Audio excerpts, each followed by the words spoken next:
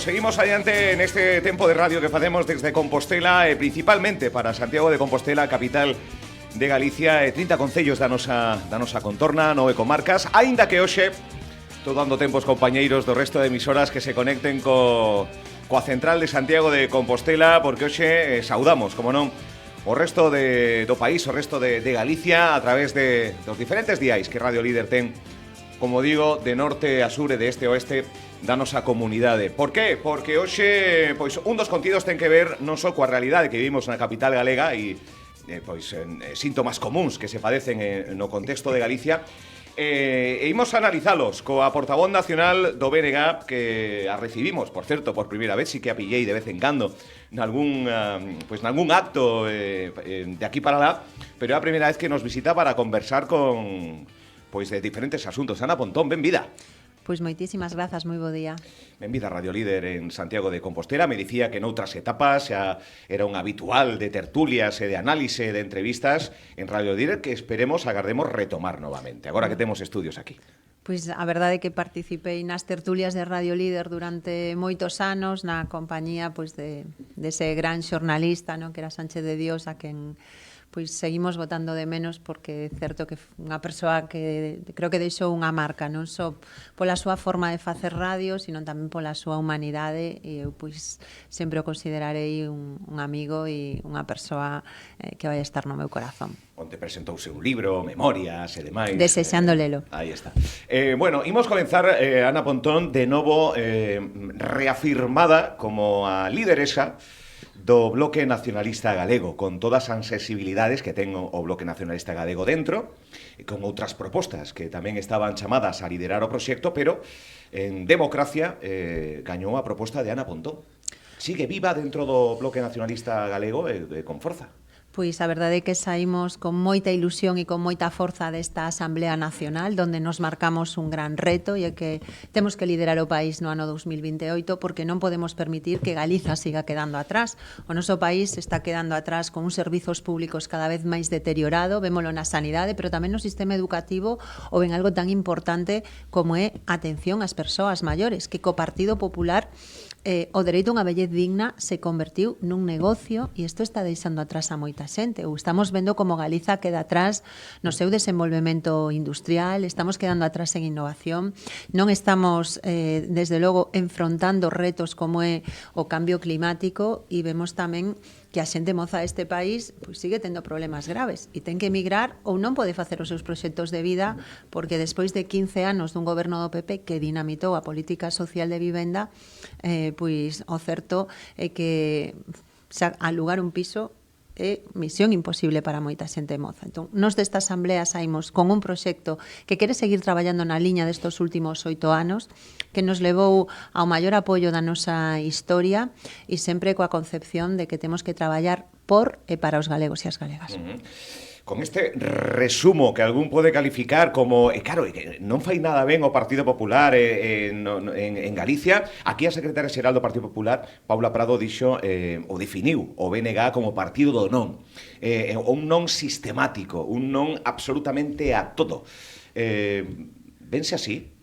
Bueno, o que vexo é que o Partido Popular está moi obsesionado co BNG porque sabe que somos alternativa real, e viu como nas últimas eleccións en Galiza se xenerou unha enorme esperanza en torno á alternativa que representamos, e nos debémonos a esa esperanza de cambio, debémonos a todas esas persoas que queren construir un país en grande, que queren unha Galiza mellor, con servizos públicos, con calidade de vida, coidando o medio ambiente, dándolle futuro a xente moza, poñendo en marcha un proxecto ambicioso de país, que é o que non ten o Partido Popular, porque realmente o que temos é un Partido Popular que lle di non a Galiza. Di non a unha quita da débeda ao Partido Popular. O Partido Popular di non cada vez que o BNG propón servizos públicos para atender a xente maior na súa casa. O Partido Popular di non cada vez que propoñemos pois que se incrementen os recursos destinados á ciencia. O Partido Popular di non cando reclamamos un pacto contra a violencia de xénero e que dediquemos o 1% do orzamento a loitar contra ese gran problema que hai na nosa sociedade. Ou temos un Partido Popular que di non a todas as propostas do BNG en materia de vivenda. O sea, fíxate, un dos principais problemas que ten o noso país, nos decimos, é necesario tomar medidas para o aquí e agora. porque que ningunha das propaganda que escoitamos estes días sobre vivenda vai a solucionarlle os problemas que teñen hoxe as persoas do noso país para acceder á vivenda. E o Partido Popular di non a declarar zonas tensionadas. O Partido Popular di non a comprar vivenda baleira, que é o que nos permitiría neste momento poder poñer a disposición da xente que non pode acceder a unha vivenda vivendas a uns prezos que sexan asequibles e, ademais, aproveitando o patrimonio que xa temos construído e que eu quero lembrar que en Galiza hai miles de vivendas baleiras, no ámbito das cidades máis de 90.000 vivendas baleiras que debería de ser a prioridade. Entón, o que vemos é a un Partido Popular que di non sistemáticamente a Galiza e o BNG o que representa é unha alternativa de futuro, que quere modernizar o noso país, que quere poñer a riqueza de Galiza ao servizo da sociedade galega en ondas eléctricas e, por o tanto, eu o que diría máis ben é que o Partido Popular dedica moitos esforzos a facerlle oposición ao BNG e moi poucos a mellorar a vida das persoas. Hai moita disputa, ou así polo menos se traslada dende as redes sociais, ou aqueles que o viven en primeira persoa en ese Parlamento, dá a percepción de que é irrevocable ese direi mal rollo, pero percepcións tan distintas que teñen dun mismo territorio, dúas forzas políticas amplamente representadas.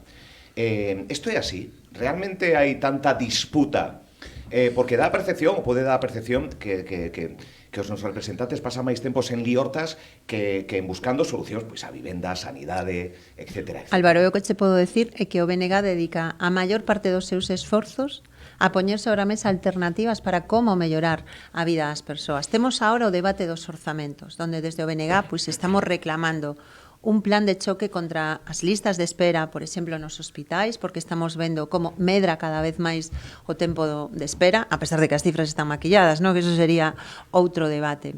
Estamos propoñendo que se poña en marcha un plan de compra pública de vivenda baleira que permita que a xente moza poda acceder a unha vivenda e facer os seus proxectos de vida. O Partido Popular vota non. Estamos propoñendo crear unha empresa pública de enerxía para que a nosa riqueza eléctrica se poña ao servizo da sociedade galega. O Partido Popular vota que non e, por o tanto, creo que eso é o primeiro que ten que saber a cidadanía deste país. Logo, evidentemente, somos forzas políticas distintas, eu creo, no debate.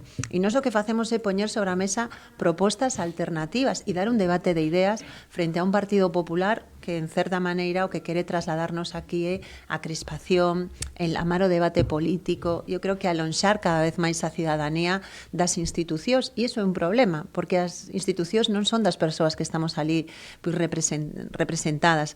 As institucións son dos cidadáns que teñen que sentilas ao seu carón, ao seu lado, e saber que ali estamos poñendo no centro as súas vidas, as súas preocupacións e as súas aspiracións. E a iso é o que nos dedicamos desde o BNG frente a un PP que tristemente nos quere importar aquí a crispación e os modos de facer madrileños que honestamente eu non me sinto nada representada nesa forma de facer política. Por lo tanto, é útil a oposición en tempos de maioría.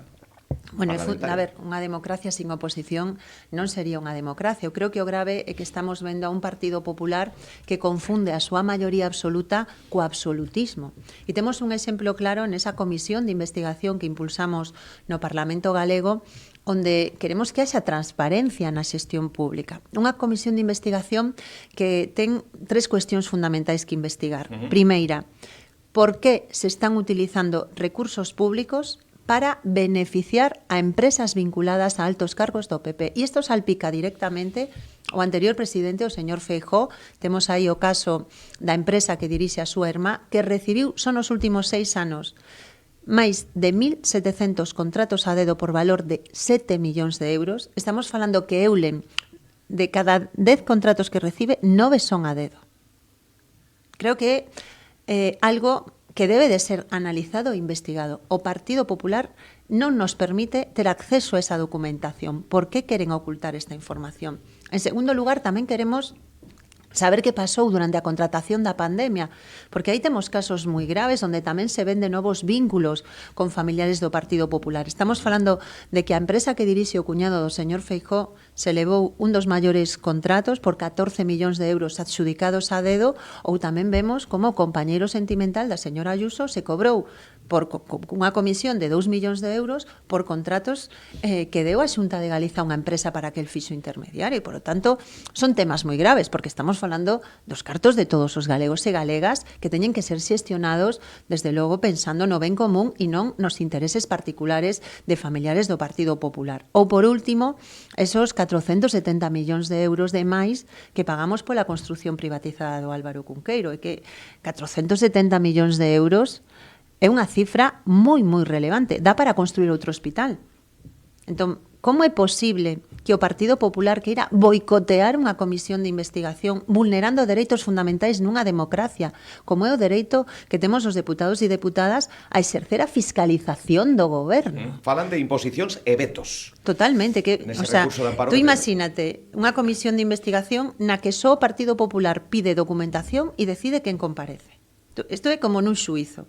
Si só unha das partes pode presentar probas e pode chamar a testemunhas, e que eso sería un xuizo en fraude de lei. Diríamos que non hai xustiza, pois iso é o que está facendo nesta comisión de investigación o Partido Popular, vetar as propostas do BNG e vetar os principais responsables dos feitos que teñen que investigarse. Tú fíxate que disparate que convocaron ao presidente de Cataluña, pero vetaron a comparecencia de Feijóo, que foi presidente de Galiza durante 12 anos. Pero o relevante, que ten que esconder o Partido Popular para ter que vetar e boicotear unha comisión de investigación? Porque quen non ten nada que ocultar, non ten nada que temer.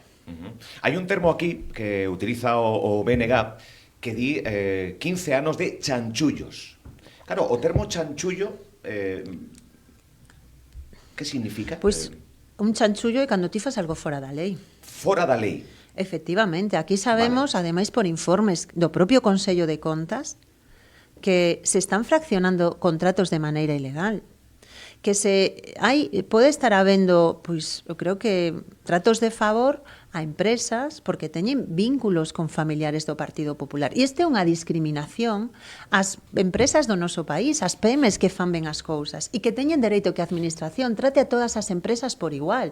O que non pode ser é que como unha empresa ten vínculos con un alto cargo do PP, este tendo privilexios e acceso a contratos que non se lle dan a outras empresas, ou que estemos pagando demais en certos contratos, porque se sacaran un concurso público estaríamos pagando unha cifra moito menor, e que isto é gravísimo na xestión de recursos, que además es que os recursos son moi escasos e hai que xestionalos ben. E aquí o que estamos vendo é como o Partido Popular mete a man na carteira de todos os galegos e galegas para enriquecer a familiares. E ante isto hai que denunciar o que está pasando e, sobre todo, temos que facer a noso traballo, e o noso traballo é investigalo.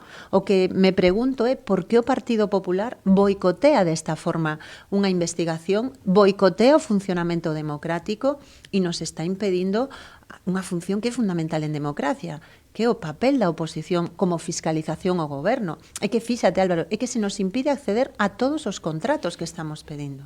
Isto é vulnerar a legalidade. E nos preguntámonos por qué.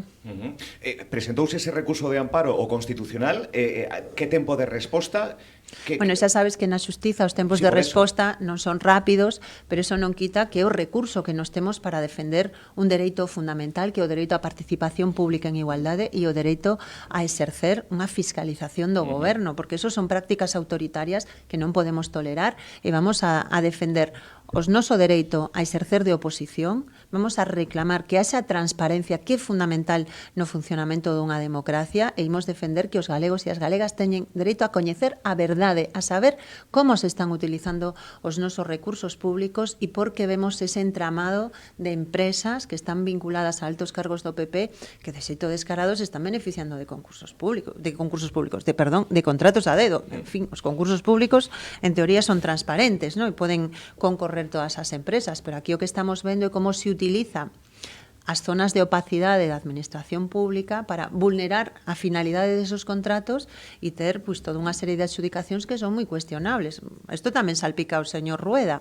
A súa número 2, vemos como adxudicou tamén unha cantidade moi importante de contratos a unha empresa que dirixe o seu irmão, e por funcións que pode realizar a propia administración, como é registrar unha marca. O sea, que temos moitos funcionarios e funcionarias traballando na administración pública e o que non se entende é que se estén dando toda esta serie de contratos a dedo por valor de 700.000 euros por funcións que pode realizar a propia administración. Alguén nos ten que dar algunha explicación. Os galegos e galegas merecense explicacións.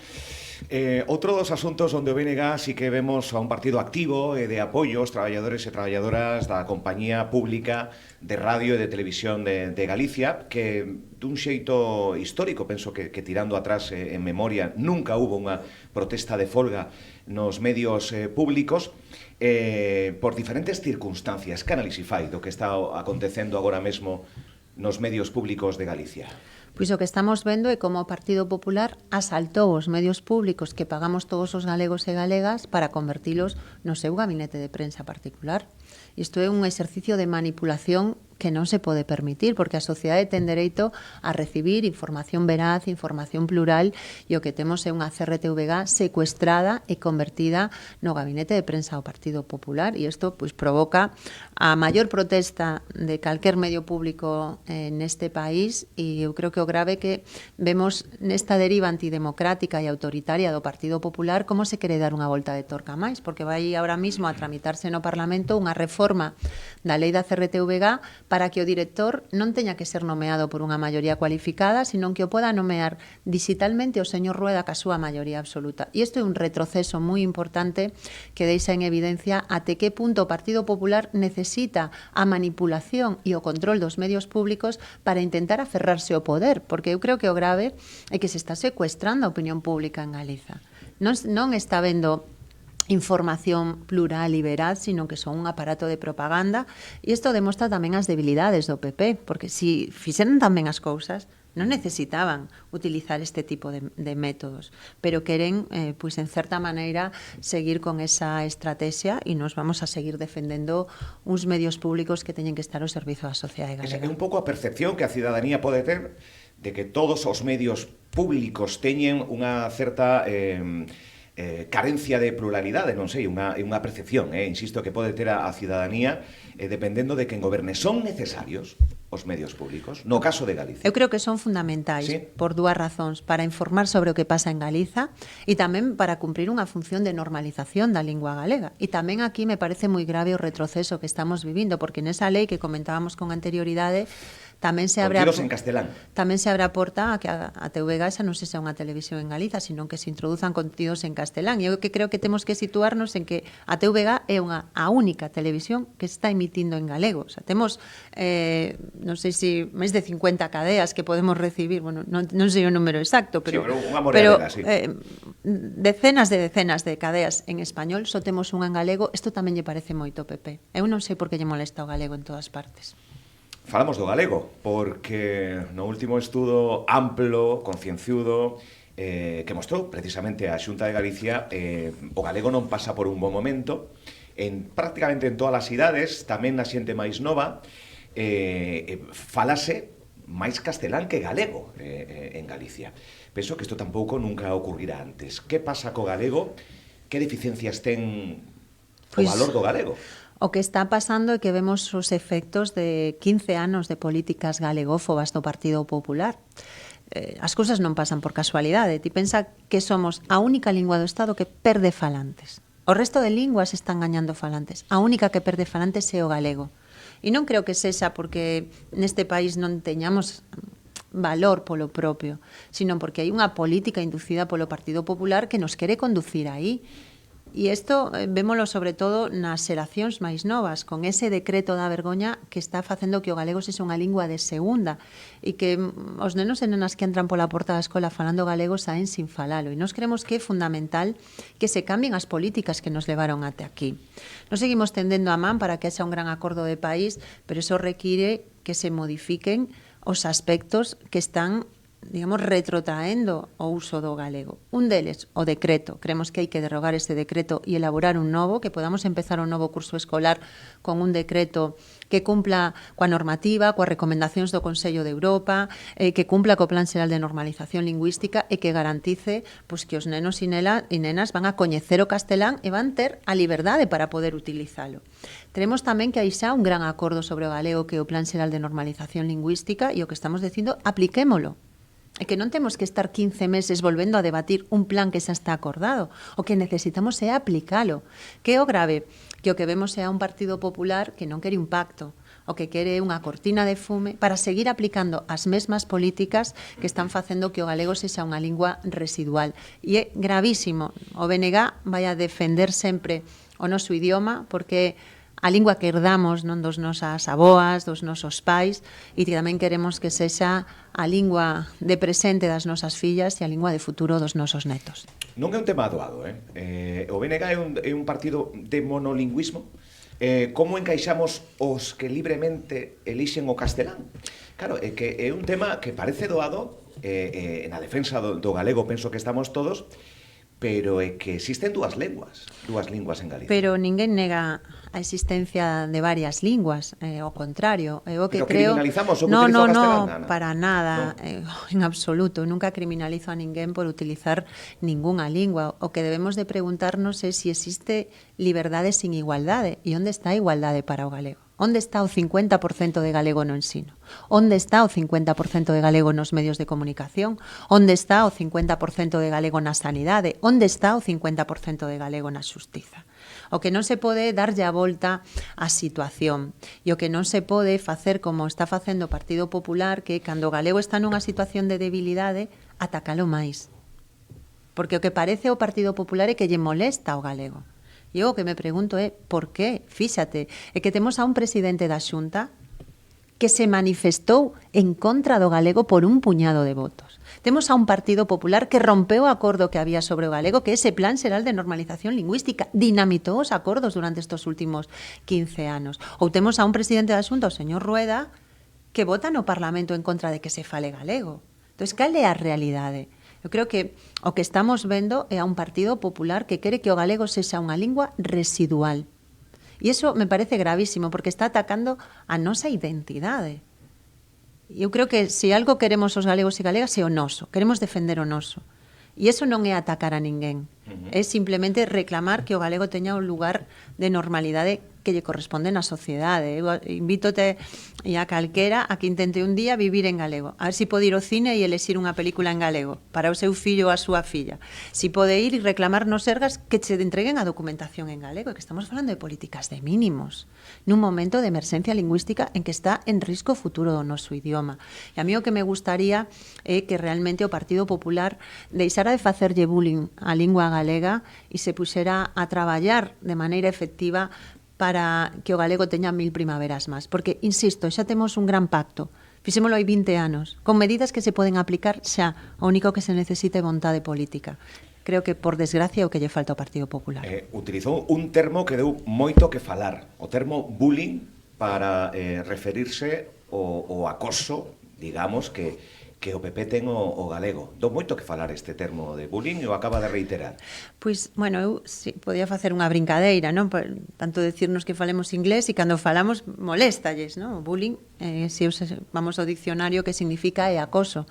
E isto é o que leva facendo o PP durante estes 15 anos, cun decreto que convirte o galego nunha lingua de segunda, o que leva facendo desde o punto de vista económico, hoxe temos un 45% menos de apoio á lingua que no ano 2009, ou o que leva facendo desde o punto de vista legal, con cada vez máis restriccións ao uso do galego. Por lo tanto, creo que é unha definición bastante exacta, e o que me parece grave non é que eu diga que o PP lle fai bullying ao galego, o que me parece grave é que hoxe estemos vendo como toda unha xeración educada con ese decreto da vergoña, pois o que está perdendo é a nosa lingua. e que se está rompendo tamén a libre elección das familias que deciden que os seus fillos e fillas falen en galego, porque están vendo pois como o propio decreto da vergoña está provocando que a súa elección non se poda manter. Me parece que estas son as reflexións que temos que facer e non pois intentar falsas polémicas como intentou realizar o Partido Popular para desviar a atención do importante, e é a situación do noso idioma, da lingua propia deste país que temos que manter. Corre o tempo, señora Pontón. Hoxe ás 12 vai ter unha cita en Palas de Rei para analizar o contexto de algo que tamén está moito nos medios de comunicación. Hai diferentes propostas. O Partido Popular di que se non hai nada desfavorable, Altri será unha realidade en Palas de Rei. O mesmo se di dende Europa. Este domingo vai haber outra nova protesta, xa houve algunha, en Santiago de Compostela, en contra de Altri. A postura do BNG é clara neste sentido. Pois temos unha postura moi clara e decimos Galiza sí, Altri non. Queremos darlle futuro a este país e eso pasa por evitar proxectos que van hipotecar o noso futuro, que van a poñer en risco a nosa forma de vida e hasta a propia forma de vida da xente de Arousa, porque Altri supón poñer contra as cordas a máis de 4.000 persoas que viven directamente do sector agrogandeiro en toda esa comarca. Supón tamén poñer contra as cordas a todas as persoas que viven do marisqueo na ría de Arousa. Quero recordar que é a ría máis productiva deste país. Se sumamos esos dous sectores, estamos falando de 8.000 postos de traballo en risco por unha macrocelulosa que non a queren en Portugal e non la queren impoñer aquí. Eu pregúntome por que nós temos que coller as industrias contaminantes que non queren en outras partes, porque, además, é que é un modelo do século pasado. Ese era o modelo que tiña o franquismo, ¿no? Que tamén nos impuxo unha macrocelulosa e ora é o que recupera o señor Rueda no ano 2024 como futuro para este país. Isto é unha tomadura de pelo. A mes é que lle queren regalar 250 millóns de euros públicos para contaminar o río Ulla, a ría de Arousa e toda unha comarca como é a comarca da Ulloa. E o que estamos vendo é que hai unha revolta da xente que non quere esa industria porque é que destroza a súa forma de vida, destroza o noso territorio e é unha hipoteca para o futuro. De verdade alguén cree que hai que seguir enchendo de eucalipto Galiza?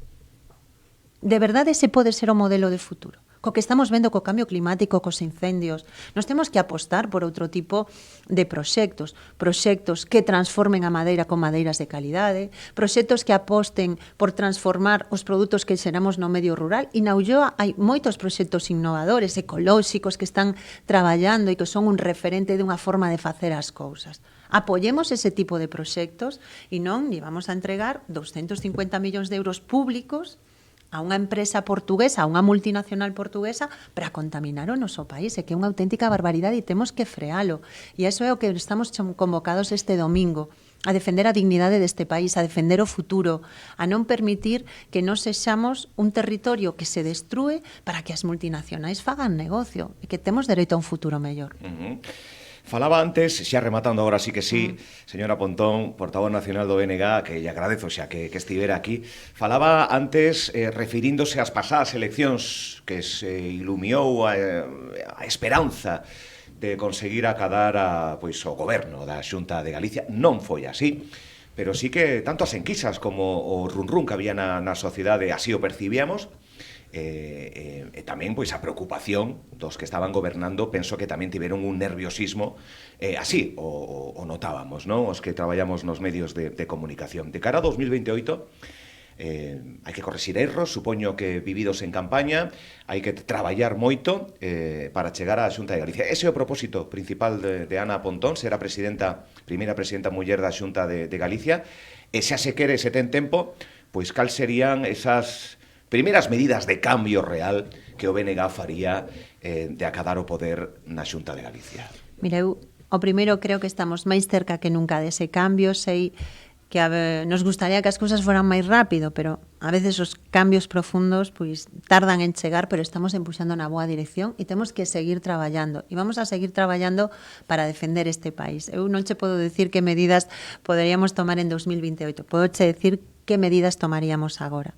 Tomaríamos medidas para frear un proxecto que hipoteca o futuro deste país como é Altri. Tomaríamos medidas para defender con uñas e dentes os servizos públicos deste país, a sanidade, unha atención digna ás persoas maiores para que poidan estar ben atendidas nos seus fogares. Tomaríamos medidas para que a xente nova teña acceso a unha vivenda, ou tomaríamos medidas a favor da igualdade das mulleres, porque eu creo que esa é unha peza fundamental para construir unha Galiza con futuro. E é no que vamos a traballar estes anos, en seguir defendendo a xente deste país, en seguir defendendo que temos dereito a tomar as nosas propias decisións, que temos dereito a que desde Galiza pois podamos construir un mundo máis xusto e unha vida mellor para todos e non todas. se me esqueza, señora Pontón, dos autónomos Non, para nada. e do comercio, non se me esqueza. Non me esquezo porque ademais é un sector fundamental da nosa E que é o economía. entramado principal. Principal, e o certo é que están nunha situación moi difícil. Galiza é un dos lugares do Estado español donde máis comercios se pecharon nos últimos anos.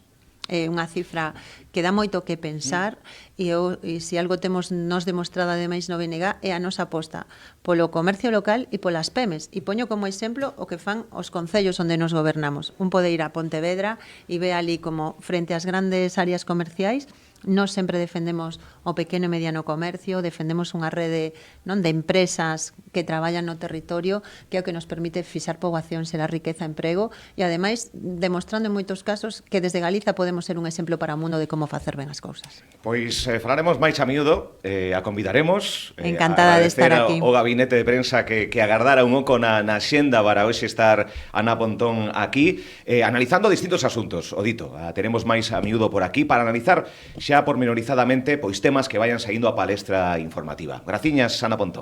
Pois nada, moitísimas grazas a ti, Álvaro, a Radio Líder, por abrirme sempre pois este espazo de comunicación e, sobre todo, a xente que nos escoita, que a que lle dá sentido que estemos aquí, non só na radio, sino para min o que lle dá sentido a estar en política. Graciñas.